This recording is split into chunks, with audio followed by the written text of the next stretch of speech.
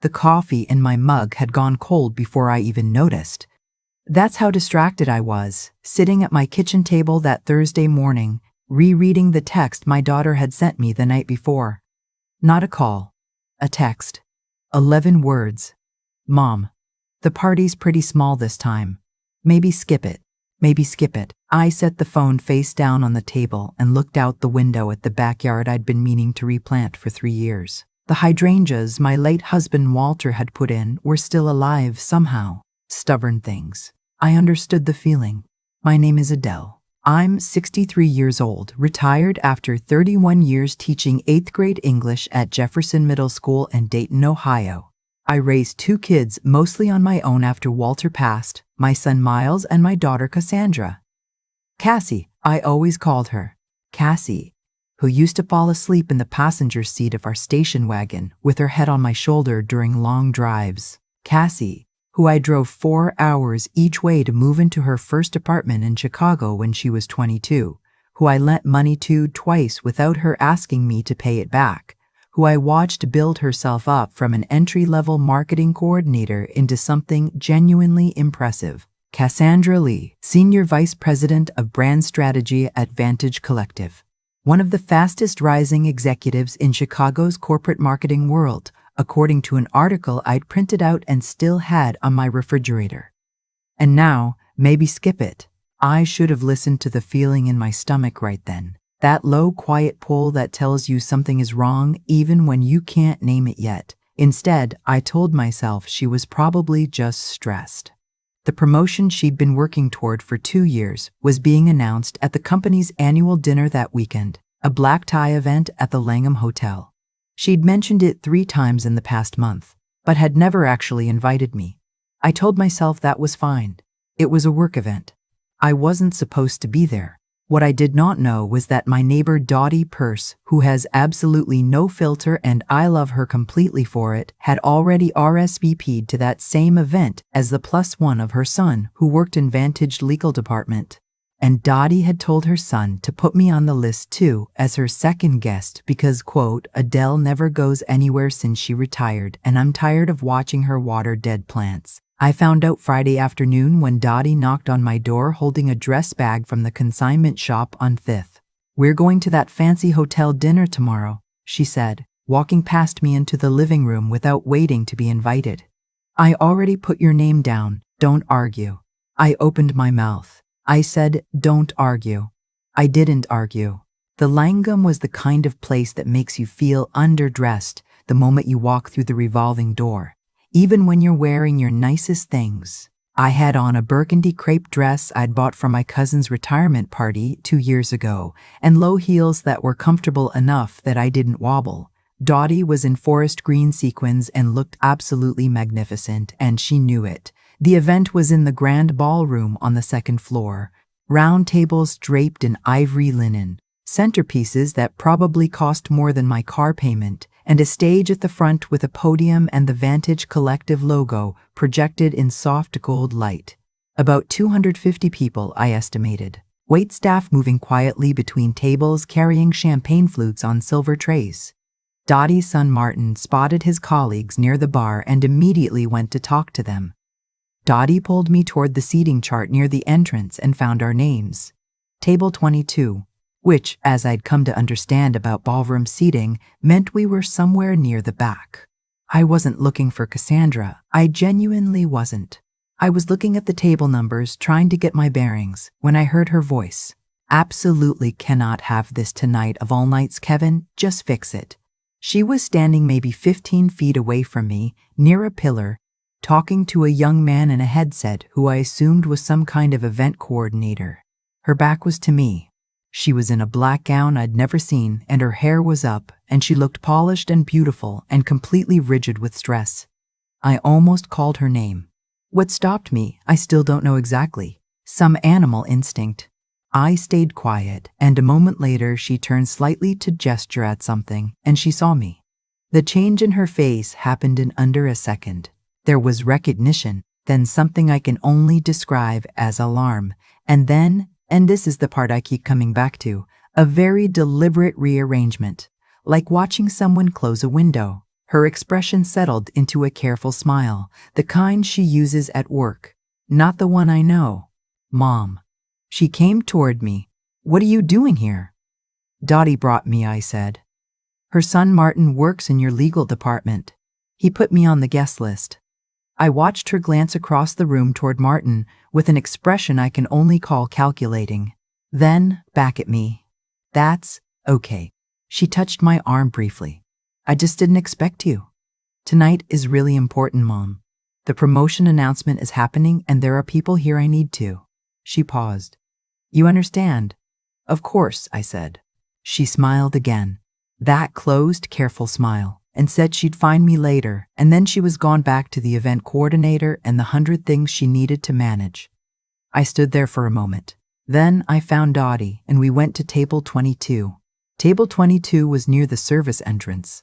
I could hear the kitchen every time the door swung open. The other people at our table were kind enough, a couple from Vantage's IT department and a woman named Barbara who worked in payroll and spent most of the evening telling us about her recent trip to Portugal.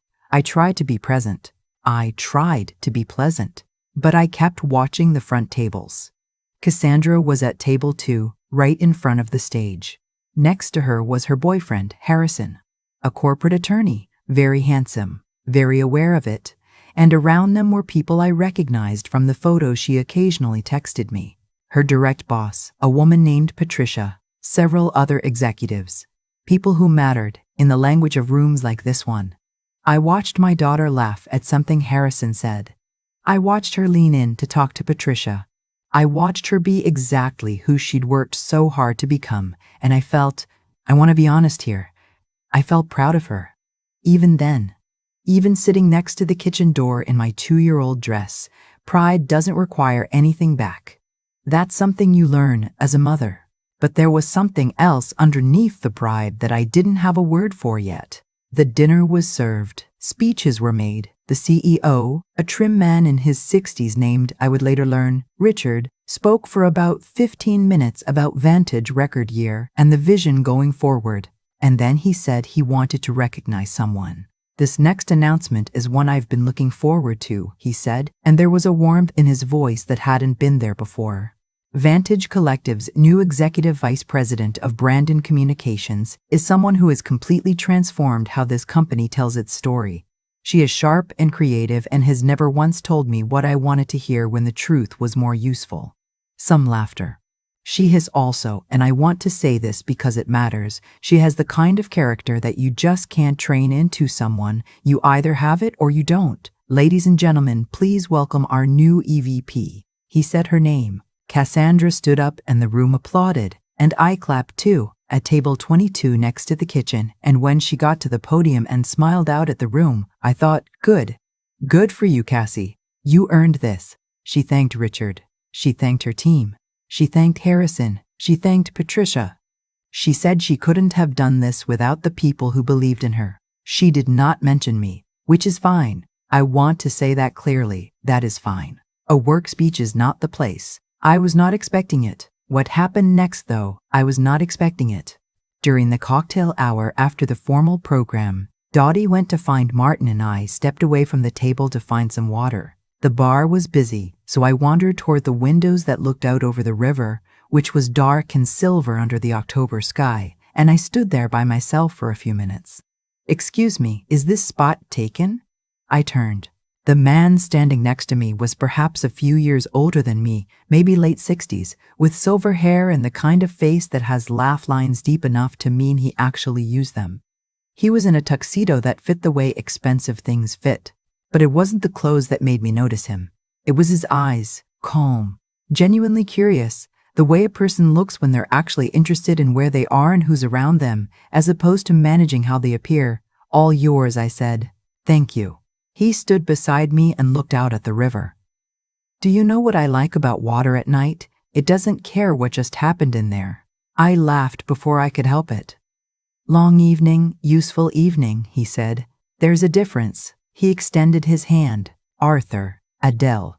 Do you work for Vantage, Adele, or are you here under protest? My neighbor brought me, I said. Her son works in legal. And you? I'm on the board, he said simply. in the way people with actual authority talk about authority. No fanfare, no performance. I've been on several boards long enough that these dinners all start to blur together, but I always try to find one real conversation before I leave. He nodded at the window. You seemed like a possibility. I didn't quite know what to say to that, so I said, "Congratulations to your new EVP." Something shifted in his expression. Not much, but I noticed.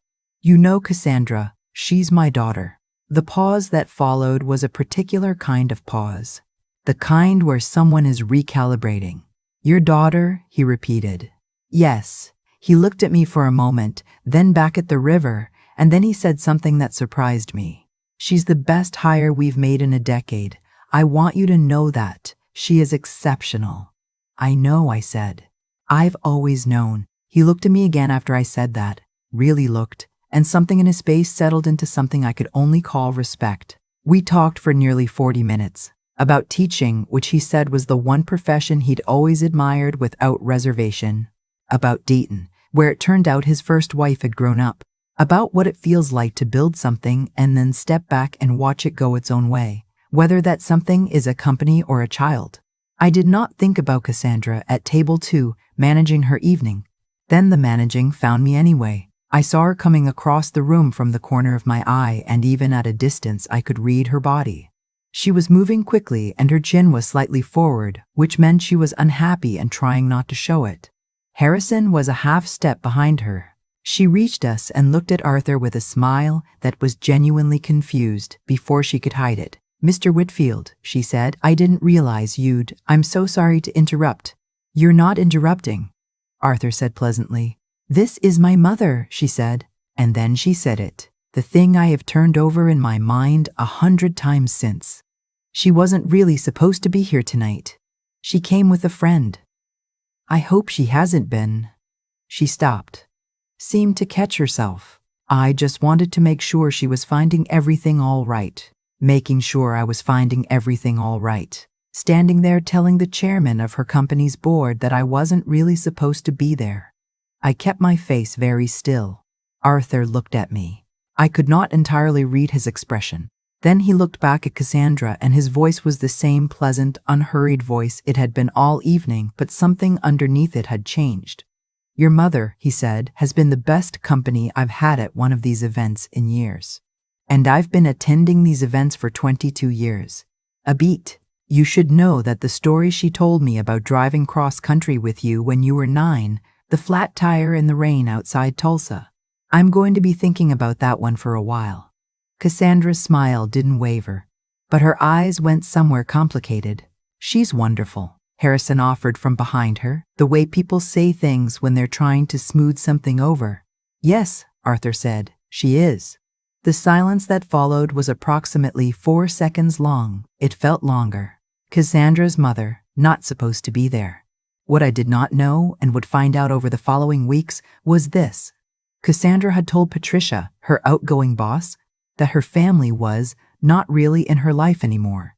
She had told Harrison's parents at a dinner I had not been invited to, that her mother was not really in a position to travel. She had told colleagues who asked that she'd grown up pretty independently. Not lies, exactly. The geometric kind of truth where you arrange the facts just so, and the shape of them says something that isn't true. I was the shape she'd been arranging away from her life. I found this out not from Cassandra, but from Martin, Dottie's son, who was appalled and told Dottie, who told me over coffee 3 weeks later with the directness of a person who has decided that kindness requires honesty. She was afraid you'd embarrass her, Dottie said, stirring her coffee slowly. That's what Martin heard, that she didn't want people to see where she came from. Where she came from. I sat with that for a long time. Arthur Whitfield, I learned, was not merely on the board of Vantage Collective. He was the founding chair, one of the original investors who had built a company from a 12-person consultancy 20 years ago. He was also, in the Chicago business world, a figure whose regard people spent careers trying to earn. He called me, not texted, called. 10 days after the dinner, on a Tuesday afternoon, while I was grading papers for the community college writing class I'd started teaching part-time. I hope I'm not disturbing you, he said. You're not, I said, which was true. He asked if I'd be willing to have lunch. He said he'd enjoyed our conversation and he had something he wanted to discuss with me. Not business exactly, more of a proposition, and he wanted to explain it in person. I said yes. We met at a restaurant in the Loop. Arthur arrived before me and stood up when I came in, which I noticed. He ordered sparkling water and asked me about the writing class before anything else, which I also noticed. Then he told me the proposition. He was launching a nonprofit foundation, educational initiatives for underserved middle schoolers in Illinois, reading, writing, critical thinking. He had the funding and the infrastructure, but he was missing, as he put it, the person who actually knows what a 13-year-old needs. He'd been looking for the right director for 8 months. "I'd like you to consider it," he said. "Paid position, your own team. You'd have real autonomy." I put down my water glass. "Arthur," I said, "I'm 63. I'm a retired middle school teacher from Dayton." "I know," he said. "That's exactly why. I don't need to tell you that the offer got around. Chicago's professional world is, at a certain level, a very small town, and a founding board chair doesn't quietly offer a directorship to someone without it being noticed." Cassandra called me 3 days after I told her about it. The call before that, I should say, had been difficult. It was the call where I told her what Martin had told Dottie, who had told me. I didn't raise my voice. I was past the stage of wanting to raise my voice. I just told her what I knew and asked her to tell me if any of it wasn't true. She hadn't said much on that call. She'd said she was sorry. She'd said she'd been under a lot of pressure, and she knew that wasn't an excuse. She'd said she loved me, which I believed, and that she hadn't meant to hurt me, which I also believed, and which did not change what she'd done. But this second call, the one after the foundation offer, was different in a way I'd never quite heard from her before. She asked if she could come see me. She drove down from Chicago on a Saturday morning and sat at my kitchen table with her hands around a mug of coffee, and she looked, for the first time in a long time, like someone I recognized. Not the VP, not the polished executive, just Cassie, tired and a little ashamed. "I told myself I was protecting you," she said, "from the pressure, from the judgment. I kept thinking my colleagues wouldn't understand where I came from, and the longer I kept it up, the easier it got to just." She stopped. "I made you invisible. I know that, and I'm sorry, Mom. I'm genuinely sorry." I looked at my daughter across the table. The woman she had worked so hard to become, sitting there looking like the 9-year-old who had cried in the car outside Tulsa when the tire blew out in the rain, who had said, "I'm scared, Mama," and meant it, and let me hold her. "Invisible it," I said. "That's a good word for it." "I know. Do you know why it's the right word?" She shook her head slightly. "Because invisible doesn't mean I wasn't there," I said. "I was there. I was just arranged out of your picture. And you can apologize for that, and I'll hear it, but you need to understand what you actually did. You made a choice over and over, not out of meanness, but out of shame. And that shame was about me." She was crying by then, quietly. I handed her a napkin. "I know," she said again. "I accept your apology," I told her, "but I need you to understand I'm not going to make myself smaller to fit where you put me. Not anymore. I'm going to take this job. I'm going to build something that matters. And I am going to be exactly who I am, wherever I am, including in your life, or I won't be there at all." She nodded. She reached across the table and took my hand. We sat like that for a while, with the hydrangeas out the window and the coffee going cold between us. I took the directorship. The Whitfield Foundation for Early Literacy launched in January. We have 32 partner schools in the state of Illinois and a team of 11 people, most of whom are teachers who've actually stood in the classroom and know what a tired 13-year-old looks like when they're trying. Arthur and I have had lunch 7 more times. Dottie says I'm burying the lead when I describe it as lunch. I told her she has absolutely no business being right as often as she is. Cassandra came to our launch event in March. She sat in the front row. Afterward, she found me near the welcome table and hugged me for a long time, the kind of hug where neither person is counting the seconds. Harrison shook my hand and said it was a remarkable evening. I told him thank you. Miles flew in from Portland and gave a toast that made most of the room cry, including me. which I will deny if anyone brings it up. And Patricia, Cassandra's former boss, the one who'd heard the carefully arranged version of my absence, came up to me near the end of the evening and introduced herself. She'd heard about the foundation and made a personal donation, she said, and she wanted to say it in person. Cassandra talks about you a lot more now, she told me. I think she's very proud of you. I know, I said. I've always known. What I want to say to anyone still listening, I spent 31 years teaching children who had been told in one way or another that they weren't the kind of people who mattered in certain rooms. I spent 31 years telling them they were wrong. I forgot, for a little while, to tell myself the same thing. Not anymore. The hydrangeas are blooming again this spring. I don't know how. Walter always had the green thumb. Not me. But there they are, stubborn as ever, exactly where he planted them, unbothered by anything that happened in the years since. Some things know what they are. They don't need anyone's permission to take up space. Neither do I. I've thought a lot about cause and effect since that night at the Langham. Not in a dramatic way. Just the quiet, unavoidable way you start to see it when you get older and you have enough distance to look back at the shape of things. Cassandra didn't set out to hurt me. I believe that completely. What she did was make a series of small choices, each one feeling reasonable in the moment, each one a little easier than the one before, until the sum of them was something she couldn't quite look at directly. That's how it usually works. Not a single terrible decision, but 100 small ones that add up to a person you didn't mean to become. And the thing about those choices is that they don't stay contained. You arrange someone out of your picture, and you think you're managing your image, your career, your carefully constructed life. What you don't see is that you're also arranging out the part of yourself that knows better, the part that remembers who loved you first and unconditionally and without any expectation of return. You think you're protecting something. You're actually hollowing it out. Arthur didn't walk across that ballroom to make a statement. He's not that kind of man. He walked over because he'd spent 40 minutes talking to a woman he found genuinely interesting and he wanted to continue the conversation. That's all. But the effect of it, the way it reordered everything Cassandra had so carefully arranged, that wasn't luck and it wasn't accident.